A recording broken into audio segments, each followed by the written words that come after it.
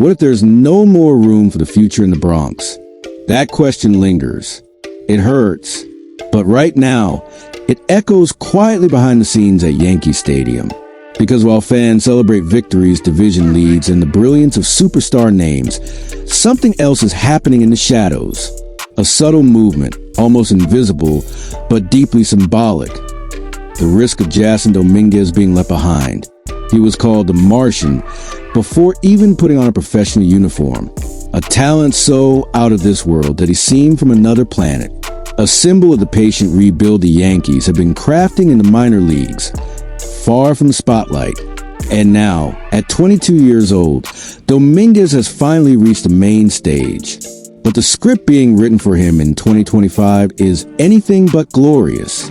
It's strange to think that a player with respectable numbers, a slash line of .240/.333/.393, with 6 home runs, 25 RBIs, 8 stolen bases, and a 107 WRC plus in over 200 plate appearances, is on the hot seat. But baseball is rarely fair to those who slow down at the wrong time, and the wrong time has arrived. Since May 25th, Domínguez has gone through 11 games without finding his best version.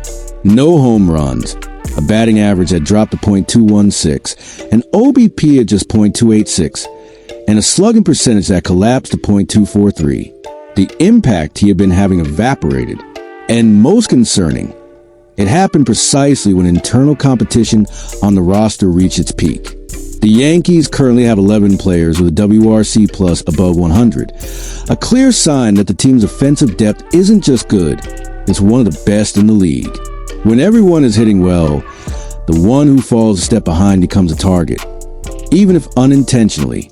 And while Domínguez struggles to regain his rhythm, Giancarlo Stanton is preparing for his return. After a rehab stint in AA Somerset, Stanton is getting closer to game shape with the main squad. And with him comes a dilemma. Stanton, as everyone knows, is a natural designated hitter. His spot in the lineup is fixed and inevitably takes a slot that could previously rotate.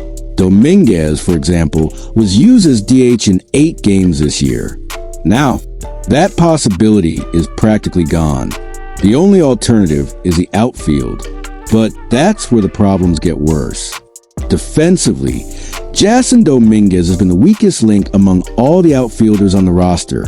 His numbers aren't just bad, they're alarming. -4 defensive runs saved and -5 out above average. On a team that fights for every run, every inch of ground, that kind of weakness weighs heavily. And if defense doesn't help, the offense has to make up for it. But even that is in question now.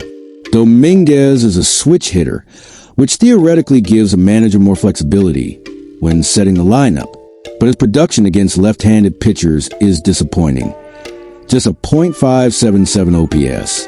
Against right-handers, yes, he's better, up to .802, but that puts him in direct competition with names like Cody Bellinger and Trent Grisham.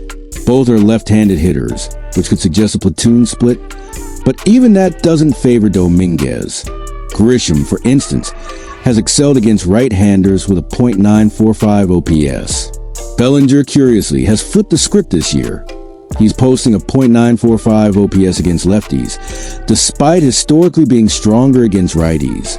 In other words, the field is crowded, and Domínguez isn't beating anyone for a spot. But perhaps the most sensitive point here isn't in the numbers, but in what they represent.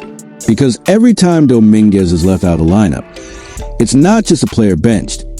It's a plan postponed, a future becoming less certain.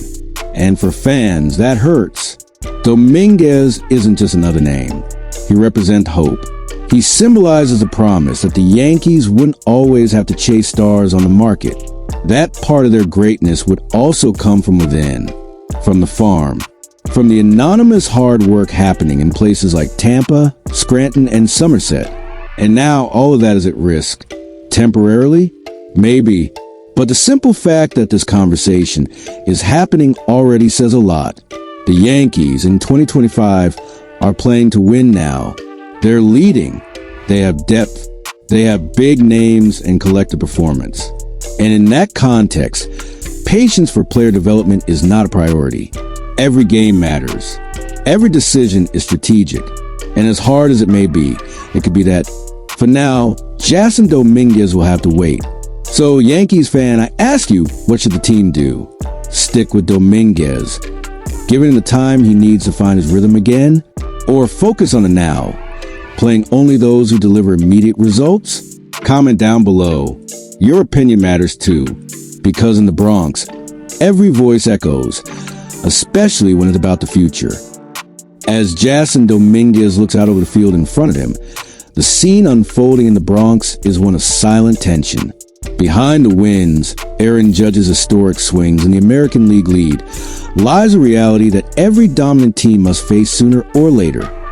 The need to cut in order to grow, to sacrifice in order to evolve, and to make decisions that, at first glance, may seem unpopular, but are crucial to staying on top. Domínguez, just 22 years old, represents both the future and the present of the Yankees.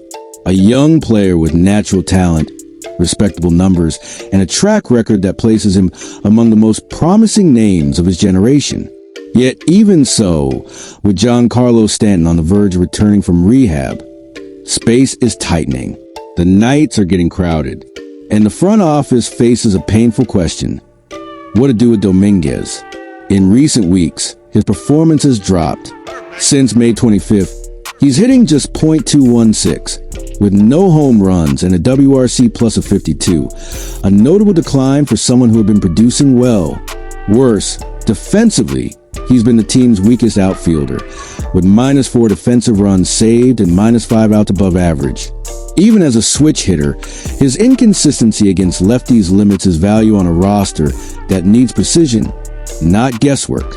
And while this dilemma unfolds in silence, the Yankees face a much louder pressure, the pressure to win now. Because this team, even without Juan Soto and Garrett Cole, is proven to be better than the 2024 version that reached the World Series. They have an MVP candidate, a rotation that has risen from the ashes, and a bullpen that, despite its stumbles, is starting to stabilize with the return of Luke Weaver and the recovery of Devin Williams. But there's a gap, a weak spot that could prove costly in October. Third base. The experiment with Jazz Chisholm, moving him from second base to the hot corner, was a bold attempt, but too risky. He is essentially a natural second baseman. Forcing him into a new position with less comfort and instinct disrupts the defensive structure of a team that needs security, not improvisation. And that's exactly why, as the trade deadline approaches, one name is starting to emerge as a surgical solution: Eugenio Suárez. Brad Doolittle of ESPN didn't hesitate in identifying him as the ideal piece. Suárez, at 33, is a respected veteran, a proven slugger, and a name that commands respect at the plate. His numbers speak for themselves: 19 home runs, 52 RBIs, an OPS of .819, all in yet another consistent season, even on a shaky Diamondbacks team. Critics will always point to his below-average defense. But for the Yankees, that's a small price to pay for the kind of offensive production they simply aren't getting from their third baseman. While Suárez has tallied 1.2 FWAR this season, the Yankees' current third base group sits at 0.0. That's the kind of stat that alone justifies an immediate move.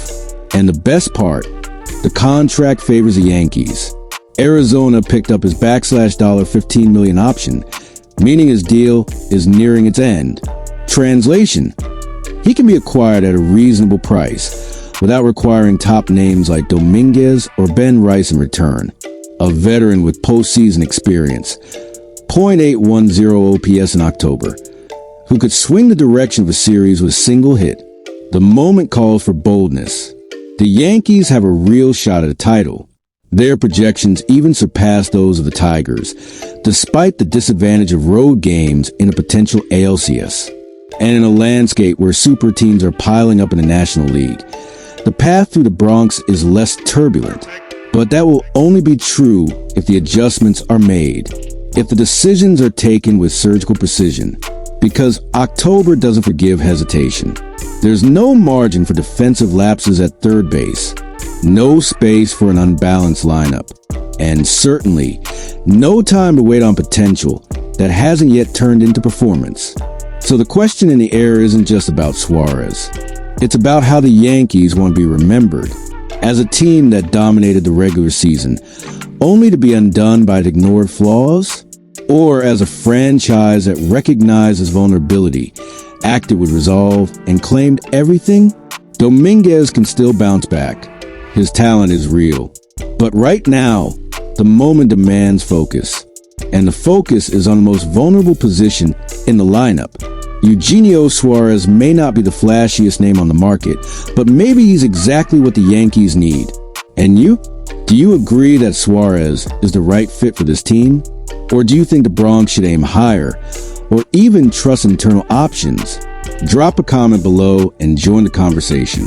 And if you want to follow every detail of this journey to the trade deadline and maybe to glory in October, subscribe to the channel, hit the bell, and leave a like, because the next chapters of this story might rewrite the fate of the entire franchise. And when the dust settles, only one question will remain. Did the Yankees do enough?